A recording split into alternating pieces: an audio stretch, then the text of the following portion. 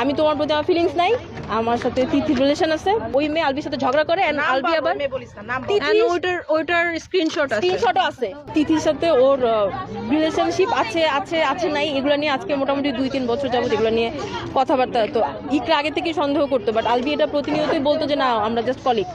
But recently Albi এটা স্বীকার করছে ইকরার কাছে যে আমি তোমার প্রতি আমার ফিলিংস নাই, আমার সাথে তিথির রিলেশন আছে অ্যান্ড আমি তোমার সাথে আছি শুধুমাত্র রিজিকের জন্য। ওদের বাচ্চার নাম রিজিক।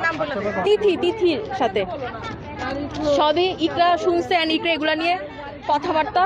ইকরা এগুলা আমাদেরকে ফোন দিছে, আমাদের একটা গ্রুপ আছে যেখানে আমরা প্রতিনিয়ত কথা বলি, কানেক্টেড থাকি। ইকরা কান্নাকাটি করছে, আমরা ওরা বুঝাইছি। ইকরা রিসেন্টলি হচ্ছে আলবি শুটিংয়ে নেপালে গেছে, তিথিও গেছে, তিথিকে নিয়ে গেছে। আমরা স্পেসিফিক জানি না আজকে সকালে কি হয়েছে। গতকালকে আগের দিন ইকরা ফোন দিয়ে বলতেছে যে আমি ভিডিও কল করছিলাম, রিজিকের শরীরটা খারাপ, রিজিক ওর পাপার সাথে কথা বলতে চায়, ও ফোনটা পিক করতেছে না। তখন হচ্ছে ইকরা অনেক কান্নাকাটি করতেছিল যে ওই মেয়ের সাথে আসছে। আমি জানি ও কোন রুমে আছে, ডিলাক্স রুম, সবই বার্থডে তো ওই দিন আবার ওই মেয়ের বার্থডে ছিল। ওই মেয়ের বার্থডে সেলিব্রেট করার জন্য আলবি ওকে নেপালে নিয়ে গেছে অ্যান্ড ইকরা এগুলো সব জানে।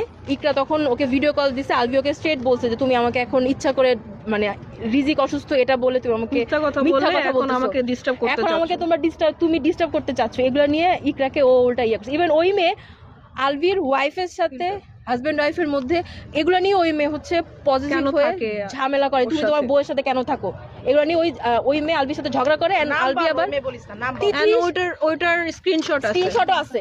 ইকরার ফোনে সবকিছু স্ক্রিনশট আছে। ও আমাদেরকে গ্রুপে অনেক সময় স্ক্রিনশট পাঠিয়েছে, দেখ ওরা এই করতেছে সবকিছু, কিছু এভরিথিং। খবরের কাগজ, নিখাত, নির্ভীক, নিরপেক্ষ।